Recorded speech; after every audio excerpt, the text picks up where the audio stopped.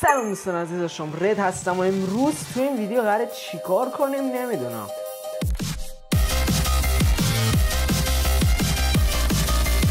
خب دوستان امروز تو این ویدیو قرار ما این 30 تا یوتیوبری که اینجا میبینید و از هر دسته‌بندی مختلف یه یوتیوبر هست دیگه، مثلا از کامیونیتی ماینکرافت، فرانتاکسیک و ایجکینگ و بقیه، یا مثلا از ولاگ مثلا سوئیل سولوا یا سه تیرانداز فکر کنم، و مثلا از ویارم محمد تندآژار مهم نیست. قراره که ما اینجا دسته بندیشون کنیم، از بهترین داریم تا شاهکار و عالیه و بدک نیست که قراره ما اینجا دسته بندی کنیم. و اینم بگم که اینجا نظر شخصی من کاملا، اگه مثلا نظر من با شما فرق داره بگید که مثلا، یا بتونید منو قانع کنید که چرا فلان یوتیوبر خوبه یا چرا فلان یوتیوبر مثلا حقش تو بهترین نیست. بذارم بریم سراغ ویدیو. خب دوستان، یوتیوبر اول پدر یوتیوب فارسی، این واقعا بهترین قرار نگیره میخواد کجا قرار بگیره؟ یکی به من توضیح بده. یوتیوبر بعدی کومان هم واقعا باید اینجا قرار بگیره دیگه، رسما به ترتیب این جلو. یوتیوبرهای بعدی که اینا خب رسما با هم ویدیو میگیرن، ما نمیتونیم مثلا خیلی زیاد جدا بذاریم. محمد افشارمو شروع میکنیم. بنده حقیقتا نمیتونم تو بهترین قرارشون بدم، ولی خدایی کانتنتاشو خوبه، یعنی دوست دارم، کلا باحالن. و این یکیشون رو نمیشناسم البته، حالا که من البته این یکیشون رو نمیشناسم. یوتیوبر بعدی پدر دوم، پدر بزرگ یوتیوب فارسی، علی رکسا، قطعا تو بهترین قرار میگیره چون قدیمیه و آدم فانی. خب نباید کی میگیره سیرمره، حالا من عشقم میکشه بذارمش تو بیت. یوتیوبر بعدی ایجکینگ رو ما تو شاهکار قرار میدیم چون تو کامیونیتی ماینکرافت واقعا یکی از شاهکاراست و واقعا جای دیگه حقش نیست، همینجا به نظرم بهترین جایی که میتونه باشه. یوتیوبر بعدی آقا احسان میرزاد، قطعا توی شاهکار قرار میگیره. شاهکار از همین الان بهتون بگم قرار پرشه، من کاریش نمیتونم کنم واقعا. از نظر من بیشتر یوتیوبرها شاهکارن، من نمیدونم، واقعا برام سخته که دسته بندی کنم، میدونید. من یه ایده دارم، بذارید کاری کنم، اسم بدک نیست رو عوض میکنیم، بذاریم شاهکارتر، یعنی یه خورده از شاهکار بالاتر. ببین مثلا اگه از اینا هم شاهکارتر بودن ما اینجا قرارشون میدیم که الان اوکی، الان یه خورده بهتر میشه، عادلانه تر میشه. اینا رو ما سه تیرانداز واقعا اینجا قرار میدیم. میریم سراغ یوتیوبر بعدی، سوئیل سولوا، بهترین ها. واقعا یوتیوبری بوده که قشنگ رسما ترکوند کامیونیتی و اصلا یه سری ما فیت هایی دیدیم داخل یوتیوب که اصلا غیر ممکن بود و اینجا من قرارش میدم. حقیقتا این نظر منه. اینجا بعد آرکیکسه قرارش میدیم، یک یوتیوبر و یک اسطوره. یوتیوبر بعد گیمیار و بعد اینجا واقعا میتونه قرار بگیره، یا بلکه اینجا نمیدونم، اینجا قرارش میدیم. اولین یوتیوبر شاهکار گیمیار، پدر یوتیوب، یعنی پدر ماینکرافت یوتیوب فارسی. رسما کامیونیتی ماینکرافت اصلا که دلیلی که اینقدر چیزه به خاطر گیمیار اصلا بیشتر، واقعا اینقدر جون گرفته. تا این جدیدنا خوب خدا رو شکر برگشته، دمش گرم، و ماتریکس خارج شده. یوتیوبر بعدی ممنتو استودیوز، واقعا شاهکار، بلکه بذار تو بهترین قرارش بدم چون من اصلا خودم یوتیوبری بوده که از وقتی فیس ریویل کردن جای اینکه کانتنتاشون افت کنه و بخوان کانتنت کم بیارن، یه محتوایی دارن میسازن اصلا برگات میریزه، واقعا خیلی خوبه از این بابت. یوتیوبر بعدی آقای حدادزاده، محمد سکشات هم واقعا تو شاهکار تر قرار میگیره، اینجا قرارش میدم. استریم فکر کنم شروع کرده دیگه، نمیدونم یادم نیست، ولی یه زمانی یادم استریم میکرد، نمیدونم. یوتیوبر بعدی آقای محمد تندرو، بنده به شخص محمد تندرو خیلی دوست دارم، یوتیوبر خیلی باحالیه، یوتیوبر مورد علاقه هست خودم، چون حال میکنم اینجا قرارش میدم بعد محمد سکشات.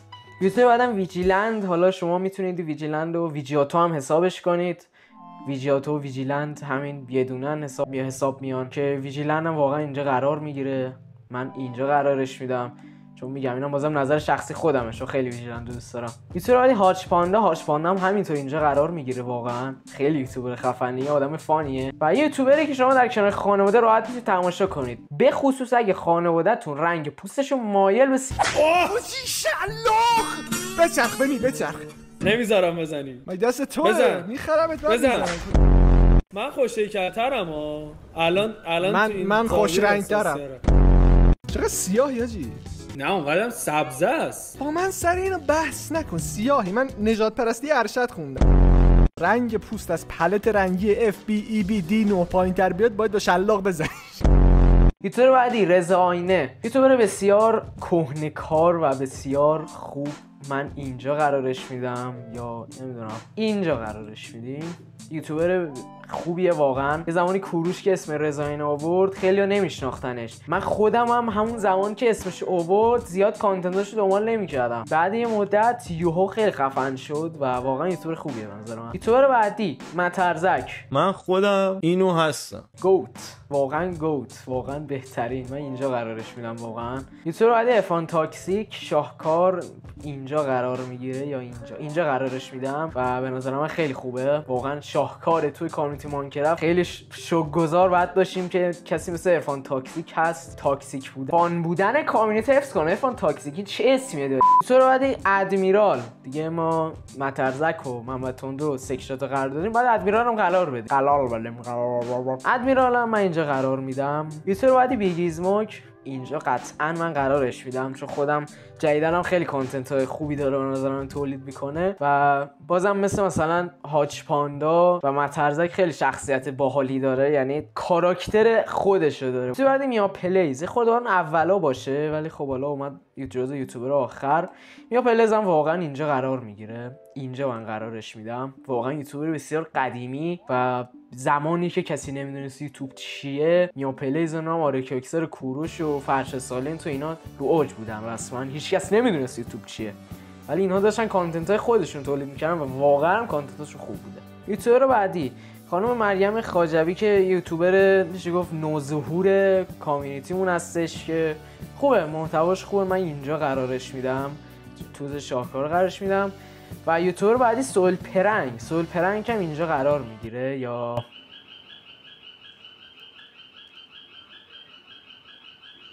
قرصون ببخشید دقیقه داشت توتی من سمفونی ارکستر برگزار میکنه. سول پرنگ اینجا قرار میگیره نظر من، یا اینجا شاهکارتر اولین یوتیوبر نظر من قرار میگیره. یوتیوبر بعدی سعید راف اگه این ویدیو رو میبینی خوشن از چنل هویج بیا بیرون. واقعا خودت خیلی کانتنت های جذابتری با بچه‌ها تولید میکردی. واقعا من نظر منه سعید راف لطفاً هویج رو به خیال شو. سعید راف تو خودت خیلی یوتیوبر خفنی بودی. واقعا من اصلا با هویج حال نمیکنم. نظر منه ولی به نظر من خودت خیلی کانتنت بهتری تولید میکردی. امیدوارم ویدیو رو ببینه. نمیکنم ویدیو رو ببینه، ما شانس نداریم. من سعید راف رو اینجا قرار میدم.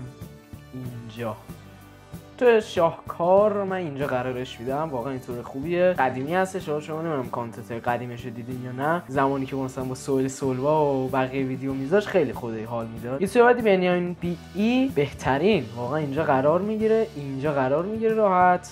و بذار الیلکسا رو من اینجا بذارم چون میدونید خوبه، قدیمیه ولی نمیدونم همه از وجدان میگیرم. من اینجا قرارش میدم. یوتیوبر بعدی بنیامین قطعا بهترینا اینجا قرارش میدم بنده چون خودم خیلی حال میکنم با کانتنتاش. و مسترویس ایران دیگه رسما ما باید عکس جای بنیامین عکس مسترویس بذاریم، زیرش بنویسیم ایرانی. یوتیوبر بعدی کیودی پای. دوستان یه چیزی قبول کنید، کیان خودش خیلی آدم باحالی ولی کانتنتاشو نیستم مثلا حاجی. همون قدیمم میبینم مثلا کانتنت ها اینجوری میذاره، اینجوری بودم که حاجی اینو خوب نیست این چیزا فلان. حالا ما کاری نداریم به این حواشیای، من اینجا قرارش میدم حقیقتا.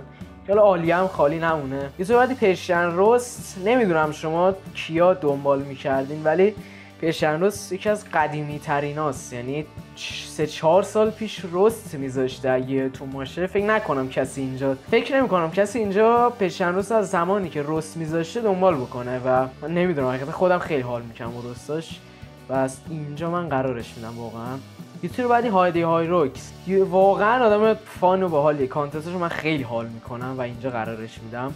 واقعا یوتیوبر خوبیه. و یوتیوبر آخر که میگم از دسته‌بندی مختلف فانکشن آوردیم، رادیو اکتیو زون. چند تا قوالی میشه گفت بزرگترین چنل ریاکت به رپ فارسی ایران که واقعا کارش خوبه و ریاکتاش خیلی خوبه به نظر من.